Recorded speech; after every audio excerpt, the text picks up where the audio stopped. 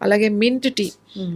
Mint మనకు పుదీనా ఉంటుంది కదా! హ్మ్. ఓన్లీ పుదీనా ఆకులు కొంచెం ఏసుకొని, ఒక కప్పు నీళ్ళల్లో ఏసుకొని, ఒక 3, 4 నిమిషాలు మరగబెట్టుకొని, వడపోసుకొని తాగడం. ఒకటి 2, 3 సార్లు తాగొచ్చు. దానివల్ల మీకు ఎటువంటి ఇబ్బంది ఉండదు. అలాగే క్యామమైల్ దొరుకుతుంది హ్మ్. మనకి. క్యామమైల్ టీలు కూడా చాలా మంచిది. అవును. సో, ఓన్లీ ఇలా టీస్ తాగడం. తరచూ ఇన్ఫెక్షన్స్ వచ్చేవాళ్ళు ఇలాంటి మనకి పుదీనా ఏముందండి పెద్ద మనకెక్కడంటే అక్కడ మింట్ దొరుకుతది. ఫ్రెష్ మింట్ లీవ్స్ వాడితే బాగా తగ్గుతుంది. హ్మ్. ధనియాల పొడి, కొబ్బరి నీళ్ళు కాంబినేషన్‌లో యూరిన్ ఇన్ఫెక్షన్స్ బాగా తగ్గుతాయి. హ్మ్. బార్లీ ఇంకా చాలా మంచిది. అలా ఇంకా చాలా టీస్ ఉన్నాయి. ఇప్పుడు క్యాన్‌బెర్రీ జ్యూస్ చెప్తారు. క్యాన్‌బెర్రీ జ్యూస్, బెర్రీస్ జ్యూస్ అవును. కూడా తాగితే యూరిన్ ఇన్ఫెక్షన్స్ తగ్గుతాయని.